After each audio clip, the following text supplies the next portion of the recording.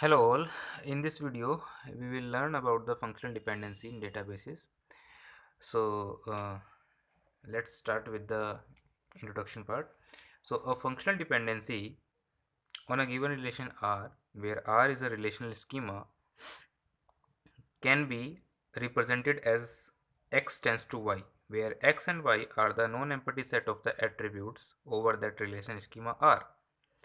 So if we write like x tends to y, then this means that your x, which is a known set empty set of attributes, can functionally determine the set of attributes that is y, or the y is functionally determined by a set of attributes contained in x.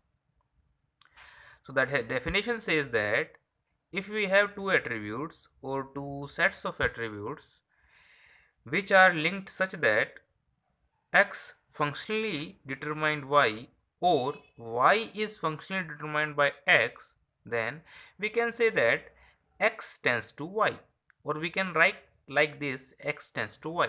So both attributes are having a relation of functional dependencies. Let's understand this relation mathematically. So in mathematics, if there exist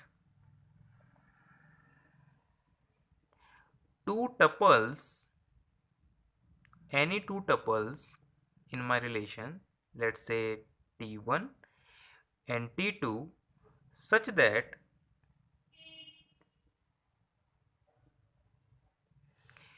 x dot t1, the value of attribute x in tuple t1, is similar to the value of attribute x in tuple t2.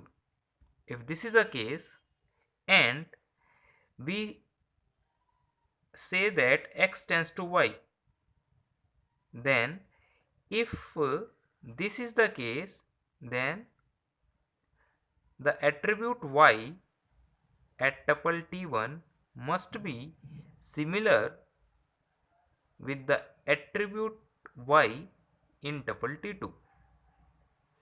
So for a functional dependency x tends to y to be hold, it is required that y dot t1 must be equal to y dot t2.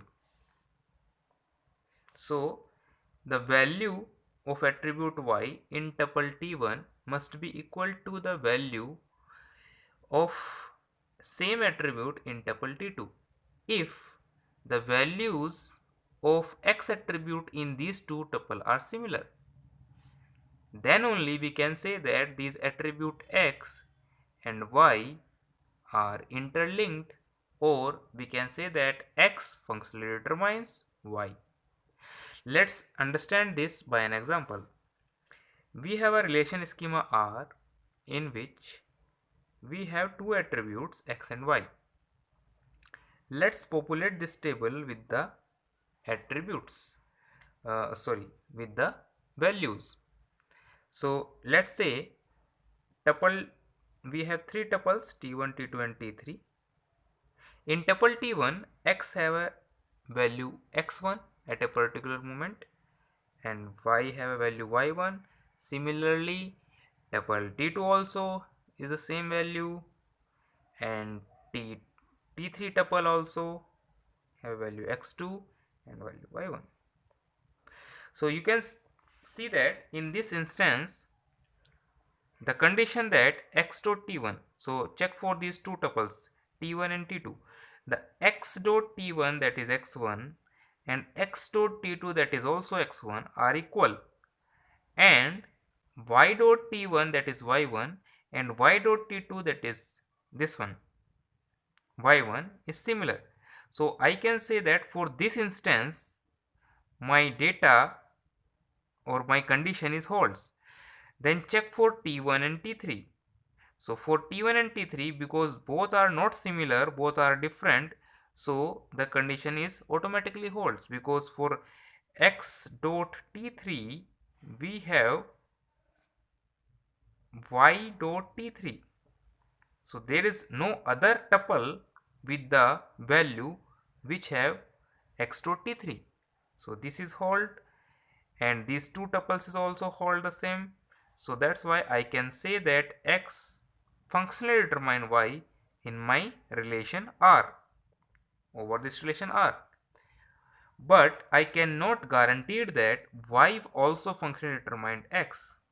You can check also, because when you check for T1 and T3, you found that your X dot T1, sorry, because you are checking for Y to X, you have to check for, because Y dot T1 is equal to Y dot T3, but Y, your X dot T1 on the same tuple, your X attribute does not have the same value with the T3 tuple, because here X dot T1 is a value X1 and here X dot T3 is a value X2. So both are not similar. That's why the condition is not hold. So here X functionally determine Y, but Y cannot functionally determine X.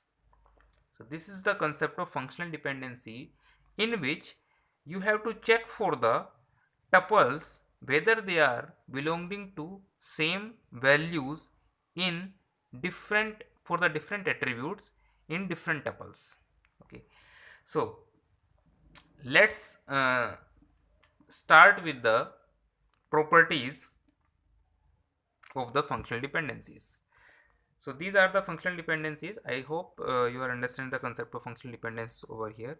In real time also, any attributes like suppose for the attribute class ID, you can functionally depend the class name. For any attribute like faculty ID, you can determine the faculty name, and similarly for any faculty ID, you can also determine the salary. So based on different data instances or data table instances, some attributes are given by which you can functionally determine other attributes. So we have different properties of functional dependencies.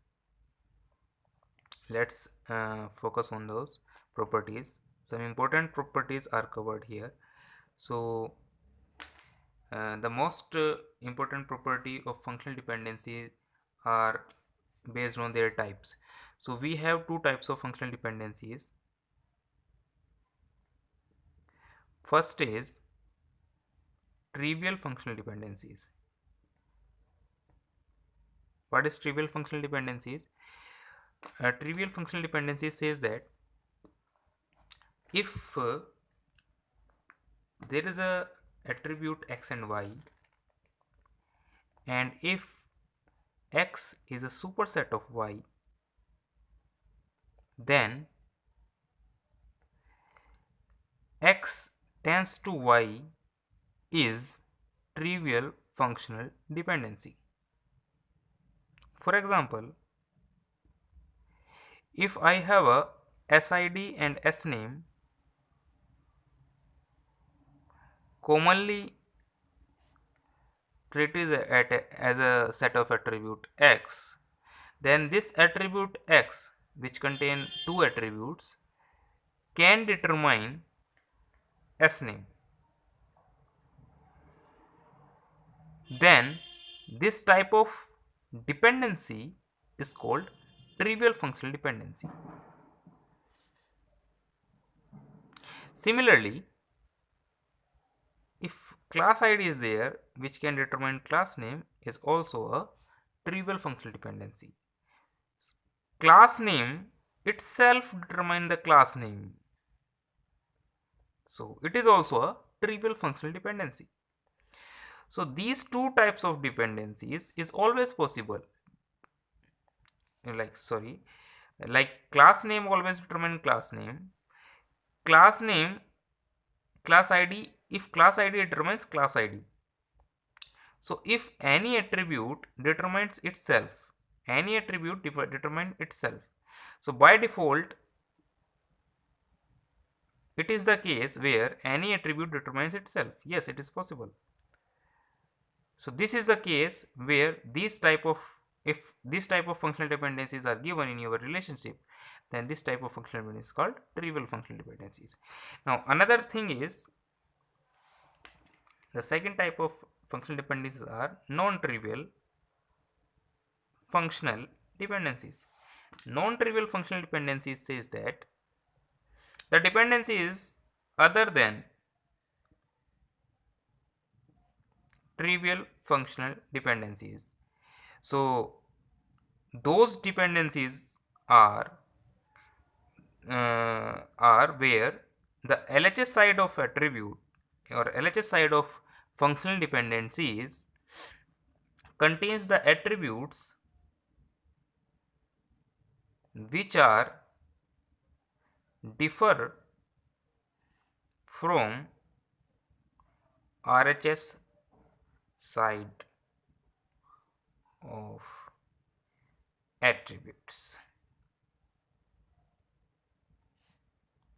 So this is the case to which we refer the non-trivial functional dependencies. So always we are dealing, or mostly we are dealing with non-trivial functional dependencies in our database, because by default every attribute can drive itself, and a superset also derive the subset of attribute. So we are not mostly dealing with the trivial functional dependencies, we are dealing with the non-trivial functional dependencies.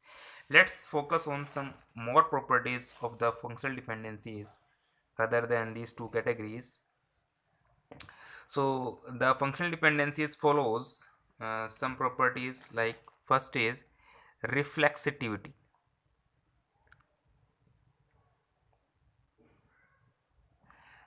This property says that if x is a superset of y, then x tends to y is always true,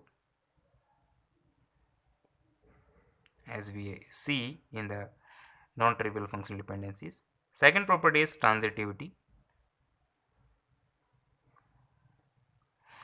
This property says that if x tends to y, y tends to z, if both holds, then x tends to z is also holds. Third one is, if any x attribute functionally determine y, then you can add any other attribute in both sides and says that xz can functionally determine yz. Similarly, if any attribute x determine a combination of attribute y and z, then you can split the functional dependencies into two, means x can functionally determine y and x can also functionally determine z. This is called the split union rule. Split and union rule. So these are the union of two attributes you can split in the two other functional dependencies. Then another property is, if x tends to y and x tends to z, then x tends to yz holds. So this is the reverse of the above one. So these are the main important properties of functional dependencies which we generally use in our databases. So let's have an example to determine the non-trivial functional dependencies in a database. So I rush this portion and I write an example. So suppose a data table is given to you for which have three attributes A, B and C, with the data values 1, 2, 1, 2, 1, 1, 3, 1, 2, 4, 2, 2, 3, 2, 1. So these are the this is the table which is given. So you have to find out the non-trivial functional dependencies based on the tuple data which is given in this table. So let's start with the all combination in this table. So we have, because we have only three attributes, the combination possible for these three attributes are We can check for A tends to B, we can check for B tends to A, the reverse. You can check for A tends to C and C tends to A. You can check for B tends to C and C tends to B. You can check for A tends to BC, B tends to AC and C tends to AB. This is the one more combination. You can also check for AB tends to C, BC tends to A and AC tends to B. So let me give you one by one how you check for the functional dependencies. So for A tends to B, check for the A attribute. Here is the A attribute. We have to look for those tuple we have which have a similar value. So these two tuple have a similar values, because all other tuples can satisfy the property unique, because they are unique in the table. So these two uh, tuples can create problem, because these two tuples have the same value for the attribute A. So we have to check for the tuple 3 and tuple 5. So to this condition hold, we need to check for the attribute B for the same tuples in A with have similar values. So for this third tuple, the value of third tuple here is 3 and the corresponding value of the attribute is V is 1. Similarly, the value for the 5th tuple for attribute A is 3, and here the value is changed, value is 2. So this is not hold. Similarly, B tends to A, look for the attribute B who is similar, one is similar, but here the values are different, so it is not hold. Similarly, for A tends to C, these two tuples have value 2 and 1 here, it cannot be hold. For C tends to A, here are the similar tuples and the values are different in B. For A also you can find the different values, it cannot hold. For B tends to C also, here is the two tuples are similar and here the different tuples are there, it cannot hold. For B tends to C, similarly you cannot find the same attributes, so these are not hold in your relation. Now check for the combination A determine B C. So we are now dealing with the two attributes in common. So when we have to look for this A tends to BC, means we have to look for these two tuples. The combination is also different. Here is it 1 2 and 2 1, which is different. So this is not hold. Similarly, B tends to AC. For B tends to AC, we look for these two tuples T2 and T3 and look for this 2 1 and 3 2. Not possible. For C tends to AB, C tends to AB means these three tuple have similar values and the combination 1 2 2 1 and 3 2 are different. It is not possible. For AB tends to C, so check for the AB 1 2. So 1 2 is not repeated anywhere, 2 1 is not repeated anywhere, 3 1 is not repeated, 4 2 is not repeated, 3 2 is not repeated. So because any two combination is not repeated, this can be possible.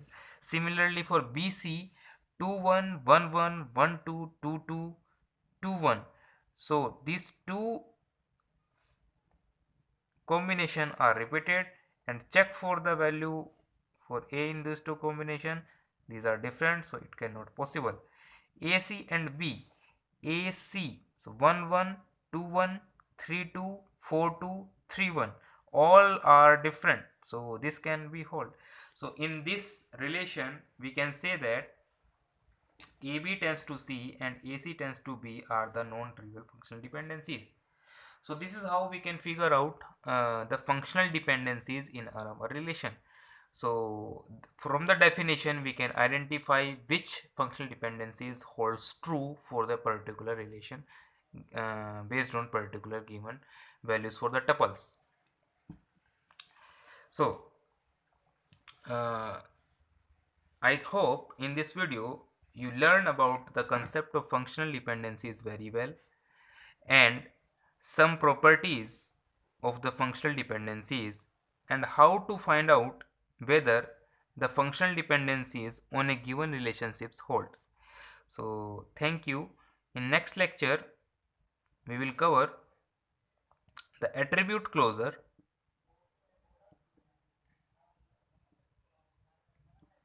how to find out the attribute closure, and how to find out the super key and candidate key from the attribute closure.